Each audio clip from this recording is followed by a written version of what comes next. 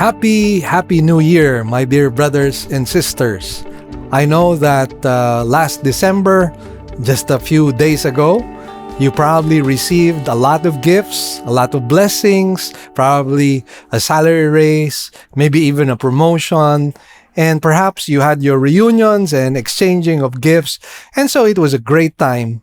And you know what? I just like to tell you, dear friends, that we have received all spiritual blessings from God. And so if you have received a lot of material gifts during Christmas, rejoice in that. But there is a greater reason for you to rejoice.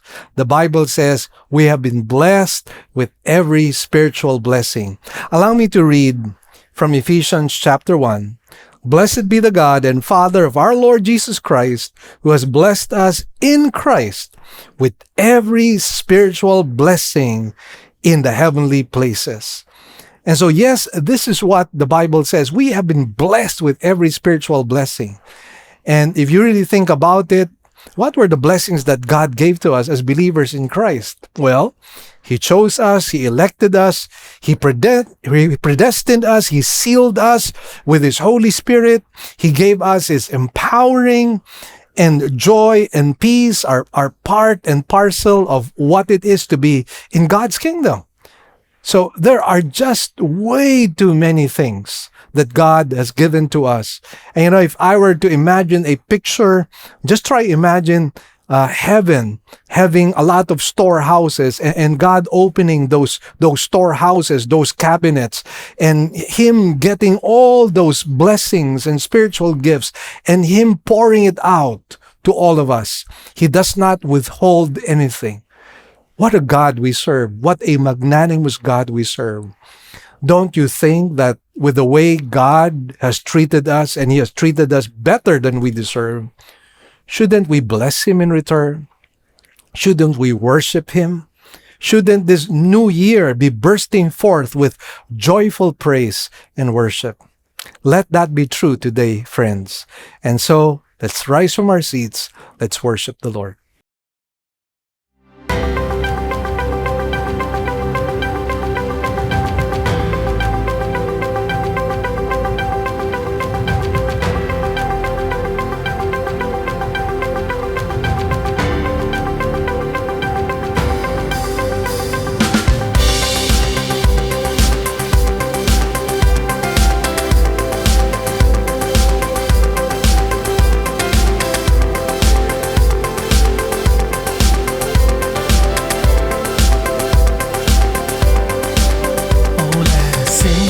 God, a brand new song, sing praise to Him, for He has done great things.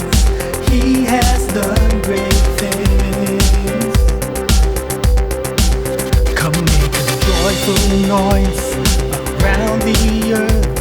Lift up your voices before the King of Kings, before the King of Kings. In His steadfast love and His faithfulness, He has come for us to save. Sing praise to our God the Father. Sing praise to Jesus Christ the Son. Sing praise to the Holy Spirit. Sing praise to our God Most High.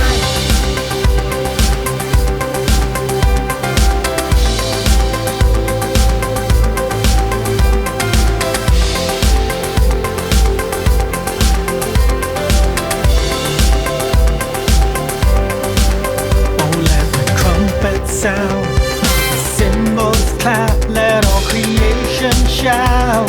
Together we will sing. Together we will sing.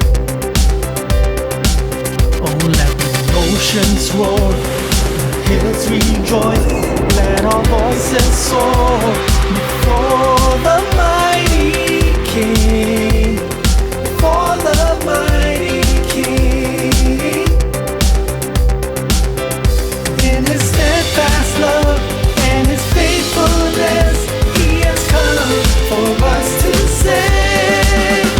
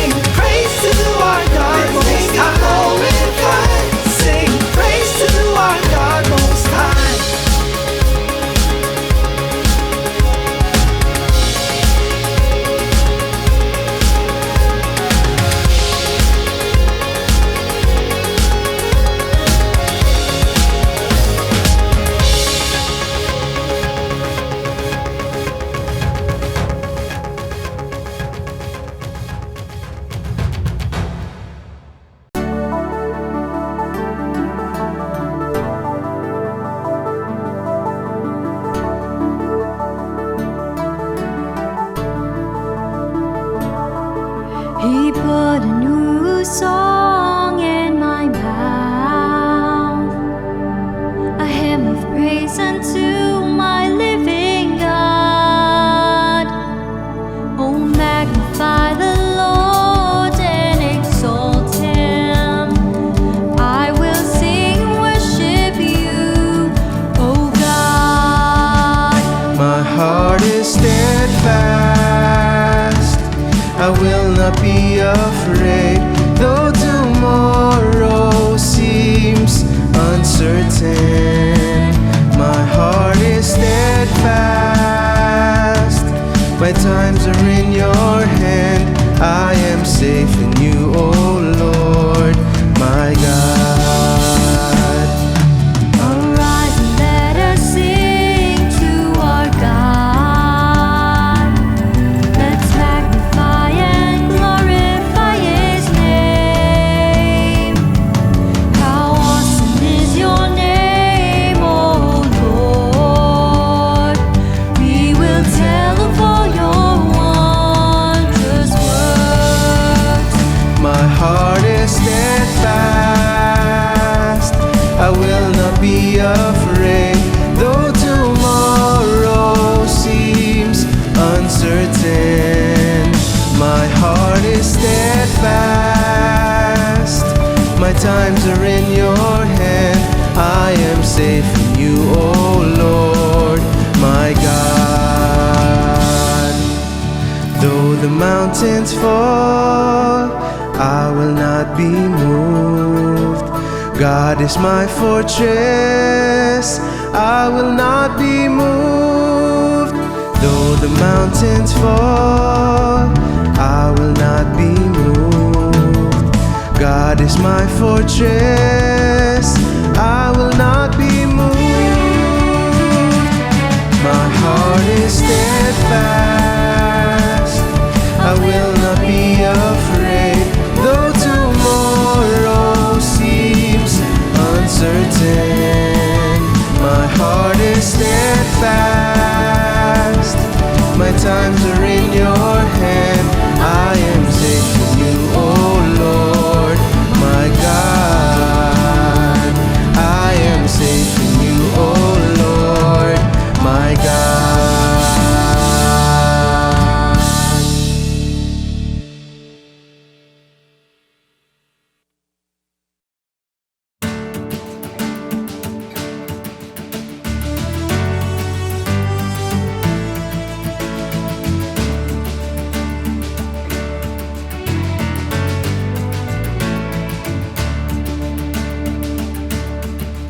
When my heart is overwhelmed, lead me to the rock that is higher than I. For you have been my refuge, my strength.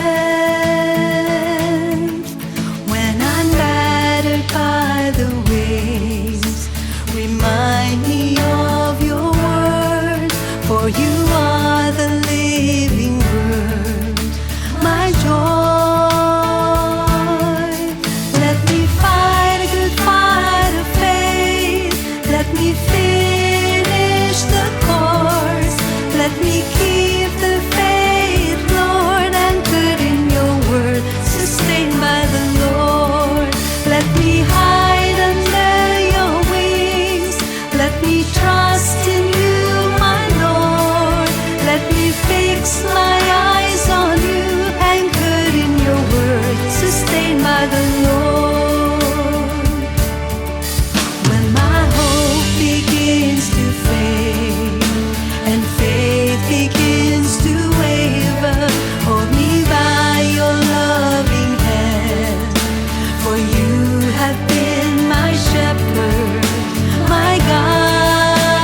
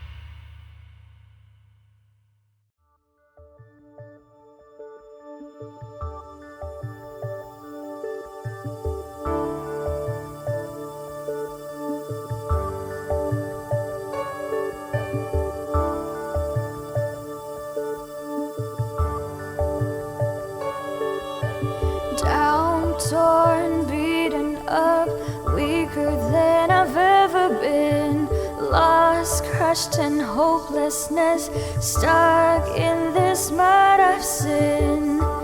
Got no strength to even try to stand.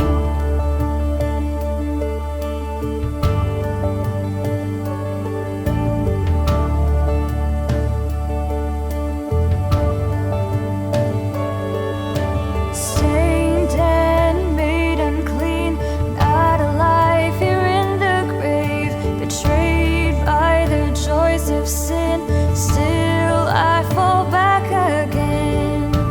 Who can breathe life?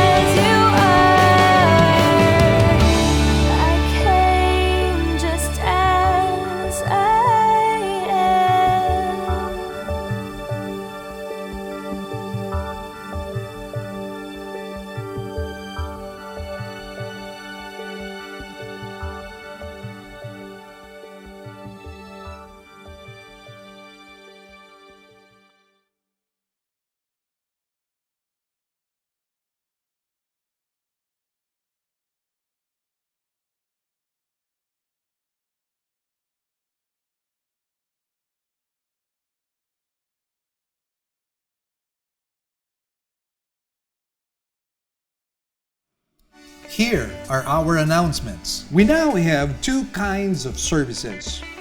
We will still have our virtual services for majority of our members through our Facebook page, Living Word Christian Churches of Cebu, International Incorporated, and our website, www.livingword.ph, and our YouTube channel to view our services. We enjoin you to watch the coverage of our service every Sunday at 9 o'clock in the morning. In 2023, join us as we visit the 7 churches that were stated in the book of Revelation. The tour will commence on May 20 to 30, 2023. For more inquiries, please contact 0922-333-3990 for more information. And our Israel tour is finally back. On November 17 to 28, 2023, we would like to invite you to join us as we embark on a historical and spiritual journey and see the places in the Bible. For more inquiries, please contact 0922-333-3990 for more information. Great news, everyone. We already have 3 weekend services. Every Saturday at 9 a.m. for the Cebuano service and 2 services on Sundays at 9 a.m. and 4 p.m. for the English services.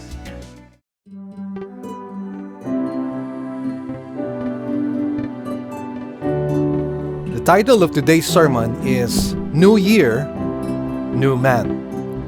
We will take our text from Ephesians chapter 4, verses 21 to 24. Let us read this passage. If indeed you have heard him and have been taught in him, just as truth is in Jesus, that in reference to your former manner of life, you lay aside the old self, which is being corrupted in accordance with the lusts of deceit, and that you be renewed in the spirit of your mind, and put on the new self, which in the likeness of God has been created in righteousness and holiness and truth. Let's bow our heads in prayer at this time. Heavenly Father, we thank you and bless you, Lord, for this blessed Sunday, a new year in our midst, O God. And we truly rejoice because it only means you are faithful to us in 2022. And now we look forward to a new year, O God, a year of once again experiencing your faithfulness, your love, and your goodness. And today, once again, teach us your word, O God. And I pray that the Spirit of God might guide me and lead me, and let your name be glorified, O Lord. In Jesus' name we pray.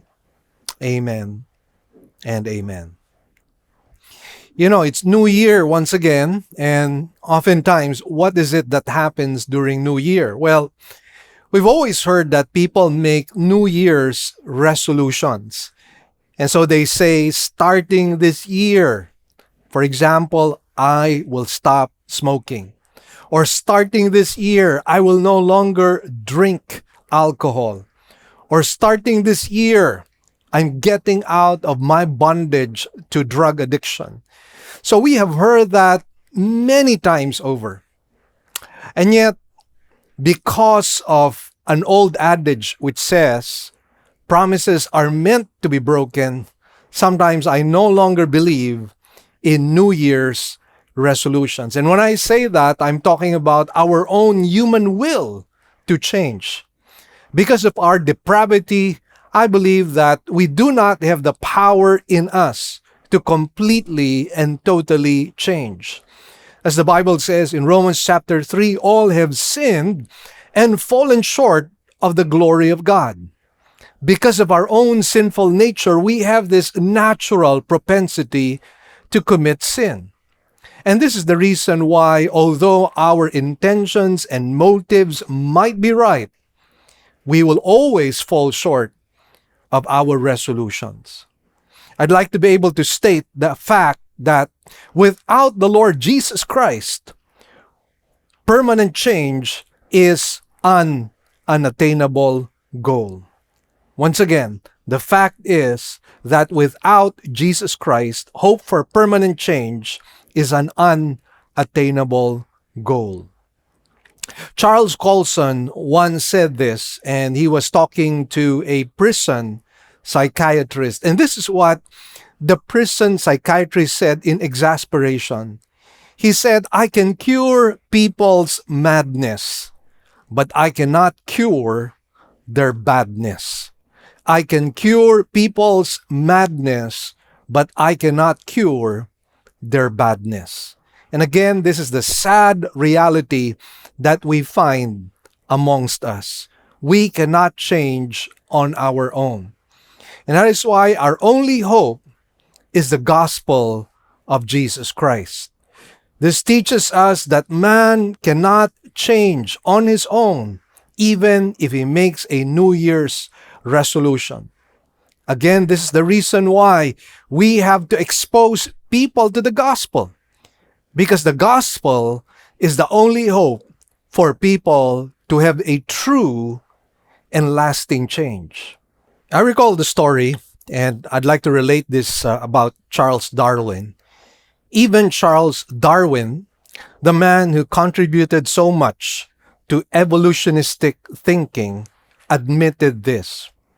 He wrote to a minister, and I quote, "Your services have done more for our village in a few months than all our efforts for many years. We have never been able to reclaim a single drunkard, but through your services, I do not know that there is a drunkard left in the village." Later, Darwin visited the island of Tierra del Fuego at the southern tip of South America. What he found among the people was horrifying savagery and bestiality, almost beyond description. But when he returned, after a missionary had worked among the people, he was amazed at the change in them. He acknowledged that the gospel does transform lives. In fact, he was so moved by what he saw that he contributed money to the mission even until his death. Isn't that amazing? Only the gospel can change people's lives.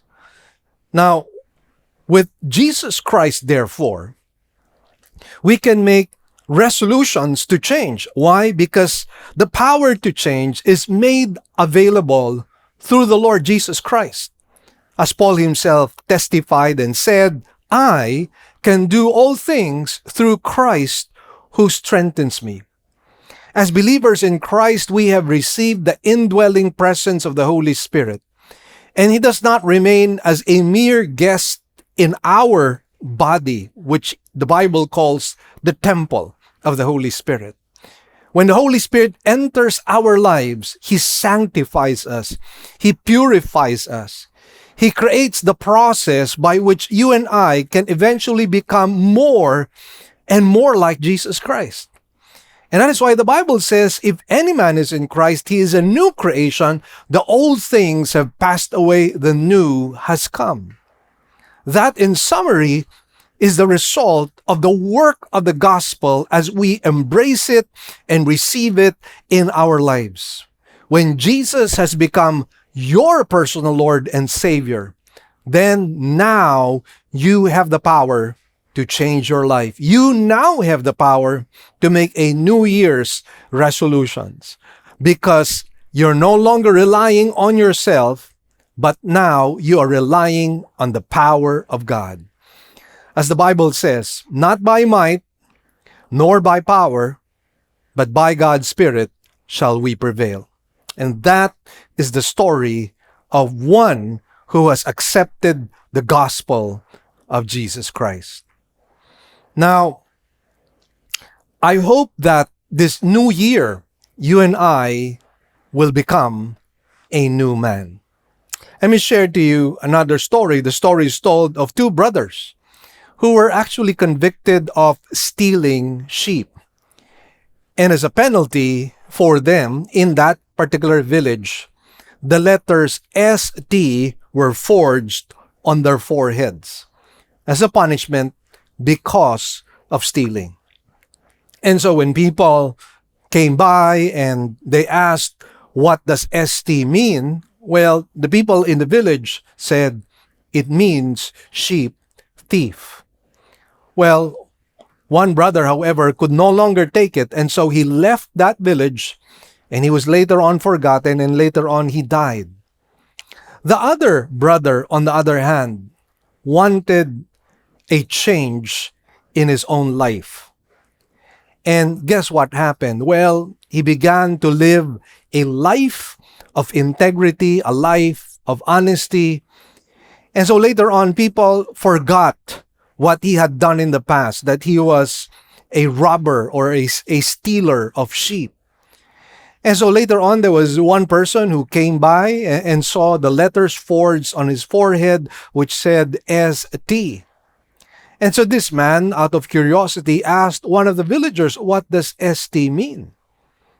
Well, the villager said, well, it happened long ago, and I'm no longer familiar with what that means. But perhaps it might be an abbreviation for the word saint. So it's quite interesting. From sinner, he became a saint. And friends, that is what the gospel does. That is what Jesus Christ is able to do. From a sinner, you and I are called by God to become saints. Not that we are perfect, but the direction of our lives now moves towards righteousness and obedience and yielding to the Spirit of God, so that each and every day we are growing from glory to glory and being more and more conformed to the image of Jesus Christ. May we change so that from a sinner we might become a saint this coming new year. Let's move on and let's read Ephesians 4:21 to 22. It says, if indeed you have heard him and have been taught in him, that's referring to Christ, just as truth is in Jesus, that in reference to your former manner of life, you lay aside the old self, which is being corrupted in accordance with the lusts of deceit. Now, this is tantamount to saying that we should lay aside our old manner of living. After all, the Bible says in 2 Corinthians 5, verse 17, which I quoted to you a while ago, and let me quote it again. If any man is in Christ, he is a new creation. The old things have passed away, and the new has come. So if we have been cleansed and washed by the blood of Jesus Christ, if we have been graced by God with his forgiveness, understand that grace does not just forgive, but grace likewise empowers. And that is what you and I now have. And that is why the calling for us is to walk in a manner worthy of the calling by which you and I have been called. And we have been called by God to Jesus Christ. We have been called by God to the Lord, to his kingdom, and to his righteousness. And therefore, we have to live a life according to which you and I have been called. There is a new man inside of us. But it is possible not to allow the new man inside of us to live its life, so that it is still the old man managing our lives. It should be the new man managing things in our lives. Now, what exactly do I mean by this? Well, first of all, before you and I came to Christ, we only had this sinful nature within us. And that is why the natural propensity towards sin. However, when you and I came to Christ, we now became partakers of divine nature. So we have two natures within us, the nature of the flesh, and then the indwelling presence of the Holy Spirit. The book of Galatians tells us that the flesh and the Spirit of God are at war with each other. But we have the strength right now to be able to follow and yield ourselves to the Spirit of God. However, sadly, sometimes we allow the old man to be resurrected, to resurface once again. And Paul is saying, no, let the new man that is in you live out the life in Christ. Let me share to you a story. There was an illiterate couple that had just been saved by the Lord, and they met with a group of believers who happened to dress alike. The men wore red shirts while engaging in a certain project or activity in the church, and the woman, the wife of this new believer in Christ, decided that she would make a red shirt for him. So here's what happened. He came home after the meeting with a look of disappointment on his face. And obviously the wife asked why, because after all, she just made him a red shirt. And the man said, all the other people who were wearing a red shirt had some letters or had some words printed on their shirt. And it so happened that he had none. And you could understand why, because the wife was illiterate. However, interestingly, the woman saw a sign somewhere, and the sign said something like this: under new management. Now, she could not read that nor understand that because, as I mentioned to you, she was illiterate. But anyway, she printed that. She wrote that down on the red shirt of the husband. And guess what happened? He came back home very, very happy because indeed it represented what had now happened in his life. His life was now under new management. The Lord Jesus Christ was now the manager of his life. Now, the sad truth, however, is that although this should be the case, we have allowed the old man to continue managing ourselves. Now, the word old is quite interesting in the Greek, which can otherwise be translated as antique. And you know what antiques are? They are old things. We'd like to keep them because of some sentimental value or something. And some people are like that. They may have been delivered by God from their own sins, and yet there were some favorite sins in the past which somehow have quote-unquote sentimental value to them, and they keep going back and back to those same sins, even though they have the power within them to change themselves. So again, friends, if this is happening to you, it should not happen because you have Christ in you already. So a lot of times, since this has come about, the old man still resurfacing, we come up with a lot of excuses. I recall there was a Tagalog song a long time ago, gusto kong bumait, pero hindi ko magawa. Probably some of you still recall that. And actually, that's the story of Paul. He said, the thing which I would like to do, I could not do because of the sin that dwells in me. And friends, that is the story of somebody who is not a believer, but even if you happen to be a believer, that thing, that phenomena can still happen if you yield yourself to your sinful nature. Now, if you say that you are a believer and that you are incorrigible, then you are not a genuine believer. Because as the Bible says, he who is born of God does not continue in sin. It does not say does not sin, but it says does not continue in sin. And why does that happen? Because you have the convicting work of the Holy Spirit within you. Again, the Bible says they left us because they were never really of us. So if some people claim to be Christians and believers, and yet they depart from God, what does that indicate? Well, it only indicates they never really had a genuine conversion experience. And that is a sad story. It is a story that is repeated over and over again. because not all those who come to church are necessarily believers in Christ. As somebody said, you can put a cow in a garage for 100 years. Well, the cow will never become a car. The same thing is true. You can put a person inside a church building for 100 years. That will not make him a Christian.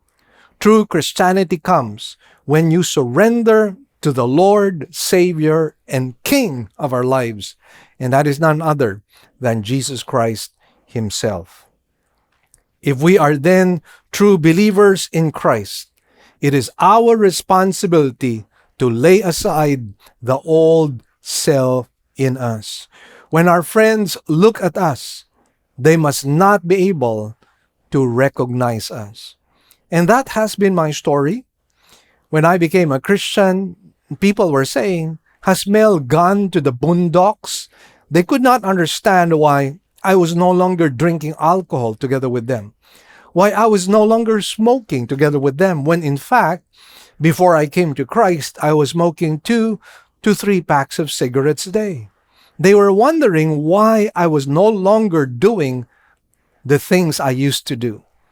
But you see, friends, if you have Christ in you, you have the power to change. It's like having a spiritual plastic surgery.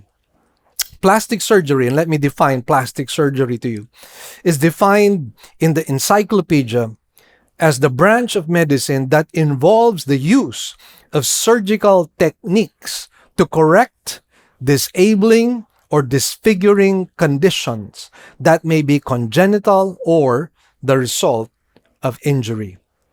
We must therefore perform spiritual surgery on the disabling and disfiguring sinful condition of our hearts, so that our old friends no longer see the old us, but what they will see is the new us. And friends, I hope and pray that this is what's going to happen this new year. Let me share to you another story. On a wall in D.L. Moody's home were 2 pictures that said, "Yes, it pays to serve the Lord." The first picture showed him with 14 boys he had diligently gathered from the poor section of the city, and it portrayed the class on the first day they came on Sunday school. And their faces were joyless. Their appearance was unkempt. So that was what was seen in one picture, or in the first picture. In the second picture, however, it featured the same boys, 12 of these boys, rather, a few months later. And what a contrast. Their faces were now joyful.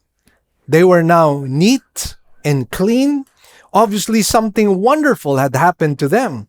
They had been saved. Moody's task had met with resistance, and it had been difficult. But he labored on with his children, and it resulted in something wonderful. The lives of these young children were changed by the power of Christ. Let me share to you another story. There was an American preacher ministering in a country in Southeast Asia, and he was staying with a wealthy Chinese couple who were ardent Christians.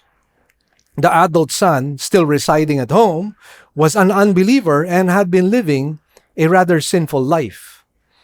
One evening, the minister invited him to attend the service, and he agreed to come, surprisingly.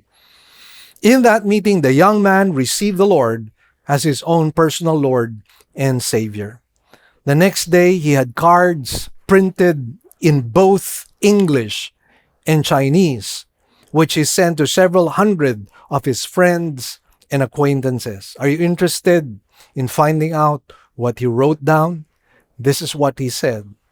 The announcement read, "Wang Li, having given his life yesterday to Jesus as Lord and Savior, wishes to inform you that he will no longer be seen in the usual places he has frequented." This new believer was making a stand for Jesus Christ.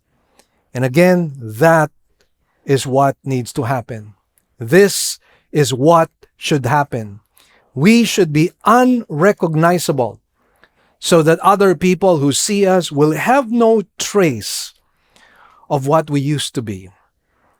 You know, my brother used to be a tough guy in the neighborhood, and sometimes he would carry the gun of my father.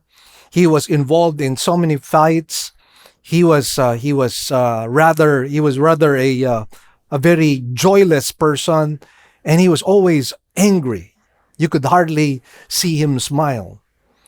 And what happened was he came to a saving knowledge of Jesus Christ, and there was a radical transformation. If you see my brother right now, you will see him as a very gentle, very soft-spoken, humble person. And you will not see any trace of anger, bitterness, and any kind of pride within him. And once again, that is what the gospel is able to do. The gospel changes us. Now, in verse 23 and 24, it states, "And that you be renewed in the spirit of your mind, and put on the new self, which in the likeness of God has been created in righteousness and holiness of the truth." The reason probably why Paul wrote this verse of scripture was because there have been some believers who should have changed but remained as they were. And again, we see a lot of that happening even in church. We see a lot of people who claim to be born again, who claim to be Christians. They read their Bibles, they attend Bible study, and yet when you observe their character and even their speech, you don't find any changes whatsoever. And this is really tragic, because either it means they're not yielding themselves to the Spirit of God, or worse, they may not be true or genuine believers in Christ. And they will get the shock of their lives when they pass away, because they will wake up to a Christless eternity. Now, I'd like to read 1 Peter chapter 4, verses 1 to 2, as we look at Peter's admonition to the believers in Christ. He goes, "Therefore, since Christ has suffered in the flesh, arm yourselves also with the same purpose, because he who has suffered in the flesh has ceased from sin, so as to live the rest of the time in the flesh, no longer for the lusts of men, but for the will of God." So these things, these old things, should be things of the past insofar as we are concerned. That is why in 1 Peter 4, verses 3 to 5, it says, "For the time already past is sufficient for you to have carried out the desire of the Gentiles, having pursued a course of sensuality, lusts, drunkenness, carousing, drinking parties, and abominable idolatries. In all this, they're surprised that you do not run with them into the same excesses of dissipation. And they malign you, but they will give account to him who is ready to judge the living and the dead." You know, a few weeks ago, before the year ended, we had as our guest speaker Pastor Ricky Benitez. And Pastor Ricky Benitez and myself, we go a long, long way, because we were schoolmates way back in our university years. And I recall the time when Pastor Ricky and I would be in parties and, you know, going out with friends. And I know Pastor Ricky was doing drugs, and I myself was also into drugs. And yet, you know, I was not really a drug addict, but more of a social user of drugs. And yet, you know, that was the life that Pastor Ricky and I lived.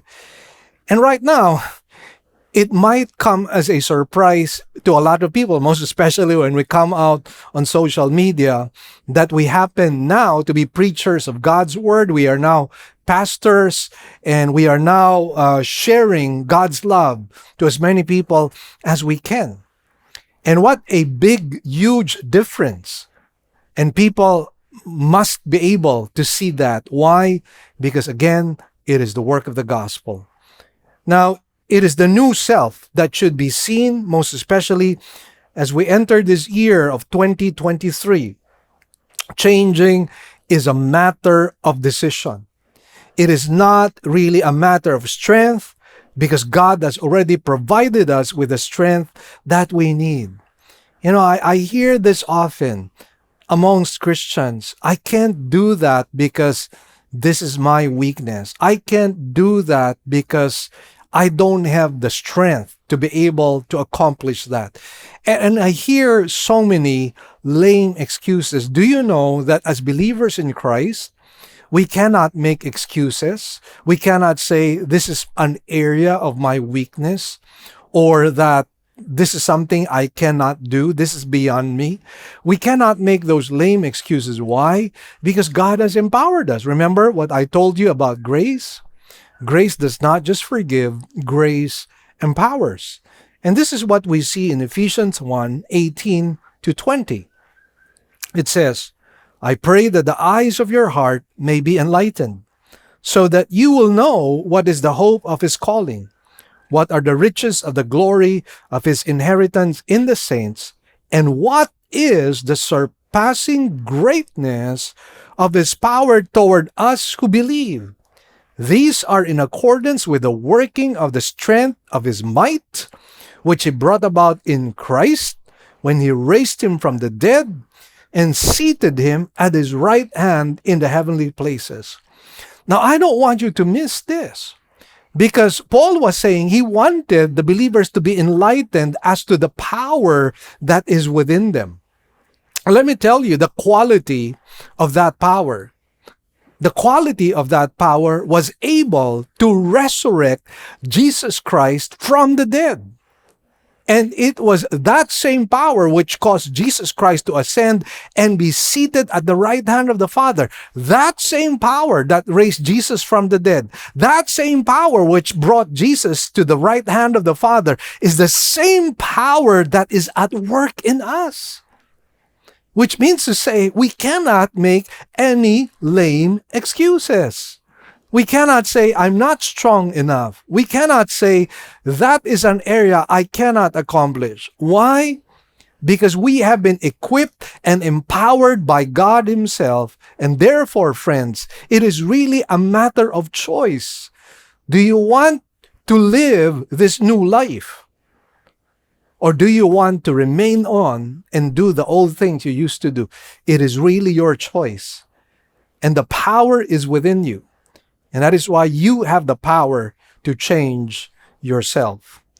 Now, before we can put on the new self, we must make resolutions in our mind, obviously.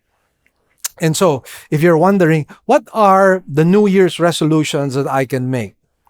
Well, perhaps we don't need to come up with another list, because in truth, the Bible is complete with lists of things that we can change in us. And so let me provide you a list that is found in Ephesians 4:25 all the way to verse 32. It says, therefore, laying aside falsehood, speak truth, each one of you with his neighbor, for we are members of one another. In other words, one New Year's resolution you can make is, I will no longer be a pathological liar. I will not be constantly found speaking falsehood. I will now speak the truth. Continuing on, it says, be angry and yet do not sin. Do not let the sun go down on your anger, and do not give the devil an opportunity. Now here's another New Year's resolution you can make. Beginning this new year, I don't want to be a hot-tempered person. I don't want to be irritable. I don't want to be easily annoyed. Let me be a person of patience and self-control. Continuing on, it says, and this time, this is self-explanatory. He who steals must steal no longer, but rather he must labor, performing with his own hands what is good, so that he will have something to share with the one who has need. And friends, you and I know, if you and I are lazy, therefore, as the Bible says, he who does not work, let him not eat. And if you're hungry and you're not working, this is one of the areas or one of the things that might cause you to steal from other people. Then in verse 29, it says, let no unwholesome word proceed from your mouth, but only such word as is good for edification, according to the need of the moment, so that it will give grace to those who hear. Remember a few Sundays ago, I talked about the fact that God will judge every careless word that we speak. And so let this be our resolution, that when we speak, it is to build up others. It is to edify. It is to encourage. So let it not be that my mouth will be used to destroy people, to mock people, to ruin people's lives. That could be another New Year's resolution. Then it says, do not grieve the Holy Spirit of God, by whom you were sealed for the day of redemption. Obviously, what comes out of our mouth, if it is not pleasing to God, can actually grieve the Holy Spirit. Then it says, let all bitterness and wrath and anger and clamor and slander be put away from you, along with all malice. So let that be true in our lives. Remove all that unforgiveness. Remove that grudge inside your heart, the bitterness. Let that be gone. And then here's what we put on. So the previous things I mentioned, these are the things we remove, we put off. Now what do we put on? Verse 32. Be kind to one another, tender-hearted, forgiving each other, just as God in Christ also has forgiven you. So again, that would be a sample list of things we could change in our lives. And if you just go on reading the scriptures, there will be more and more things you and I will discover, things that we need to change. This new life can probably be the best gift we can ever give God this new year. Let me share to you a story. Many years ago, Queen Victoria made an unofficial visit to a large paper mill where the owner took her through the plant without recognizing her. Isn't that interesting? Among other things, he showed her a place called the rag room. She was greatly surprised when she saw the filthy pieces of cloth that had been gathered from all over her realm. How can you ever make them white enough to become paper? She asked. Oh, said the host, we have a chemical process which even removes the color from these thick red pieces of rug you see scattered among the other materials. In fact, from them we make our best bond paper. As the tour concluded, she finally revealed who she was. She was the queen. And sometime afterward, the queen received a quantity of beautifully finished stationery. On each sheet was her own monogram, and attached the note read, kindly accept a sample of my product with the assurance that every piece was manufactured from the dirty rags you saw. I trust that your majesty will be pleased with the results. May I also say that I have had many sermons preached to me in my mill. For example, the paper I've given you helps me understand how the Lord Jesus can take the vilest men and make them clean. Yes, and I can even see how he can put his own name upon them. For just as those rags have been transformed and are now in your palace, so rebellious sinners can be washed and someday be received into the courts of heaven. May this truly be a happy new year. And let that be because we are a happy new man. Let's come before the Lord in prayer. Heavenly Father, we thank you and bless you, Lord, for today. Thank you so much that we could give this message, and hopefully this message will bring about changes in our lives. May we forget our sinful past in 2022, and may we begin a new life with this new man inside of us. in 2023. And Lord, thank you also for the opportunity to give our tithes, our grace gifts, that we might help in partnering with the work of your kingdom. And Lord, whatever has been achieved today, you and you alone deserve all the glory, praises, and thanks. In Jesus' name, amen and amen. Well, friends, I'd like to greet you a Happy New Year, and I pray that in this new year that God has given to us, you and I might strive to be like the Lord Jesus Christ, with a new man inside of us. Please don't forget to like and subscribe to our YouTube channel and our Facebook page. Please click the notification bell or the subscription bell so that we can update you regarding our videos. God bless you all. We'll see you next weekend. Here are our announcements. We now have two kinds of services.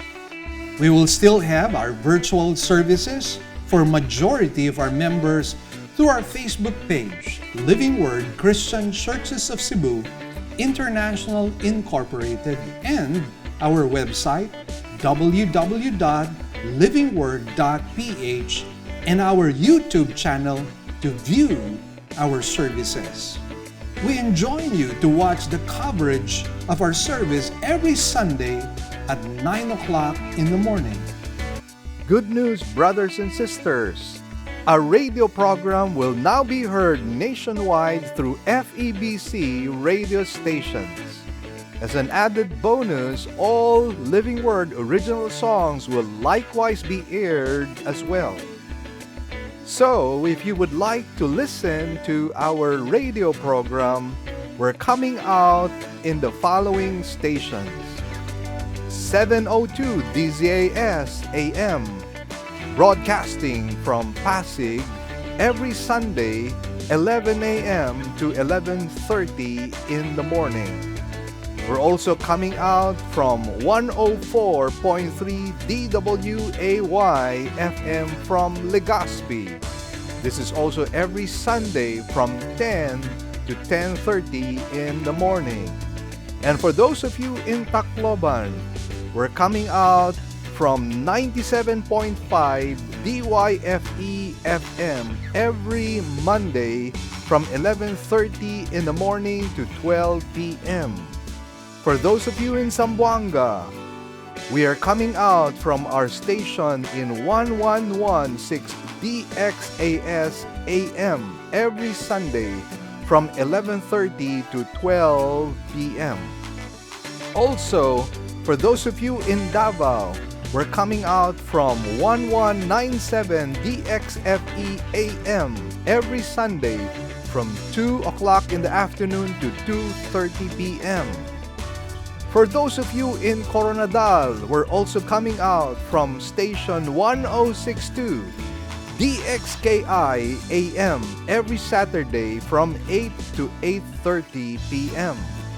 And for those of you in Cagayan de Oro, we're coming out from 103.3 DXJL FM every Sunday from 8 to 8:30 p.m. And for those of you from Metro Cebu, we're coming out from 98.7 DYFR FM every Saturday and Sunday from 8 to 9 p.m. Please tell your friends about this and tune in to our radio program. Let us pray that God might use this radio program to become a blessing to as many people as possible. God bless you all. Great news, everyone. We already have 3 weekend services every Saturday at 9 a.m. for the Cebuano service, and 2 services on Sundays at 9 a.m. and 4 p.m. for the English services. We'd also like to thank our partners, our members who have been consistently giving to partner with us in the work of the Lord. We'd like to share our giving channels to those who would like to partner with us in the work of the Lord. You can deposit your love offerings to the following banks: Banco de Oro. Account name is LWCCCII. The account number is 001 000060800. We also have a BPI account. Account name is Living Word Christian Ministries, Cebu Incorporated. Account number is 1021023481. Finally, we have RCBC. Account name is LWCCCII. Account number is 14520052886. To give via GCash, just follow these simple steps. From your GCash app, click Bank Transfer. In Bank Transfer, click the BDO icon under Select Partner Banks. Enter the amount. Enter the name LWCCCII and account number 00100006080 and send the receipt to office@livingword.ph. Then click Send Money. You may also send your love offerings and donations online through our website. Go to www.livingword.ph and click Give, and then a dialog box comes out of it. Kindly click on your giving preferences. Thank you, and God bless.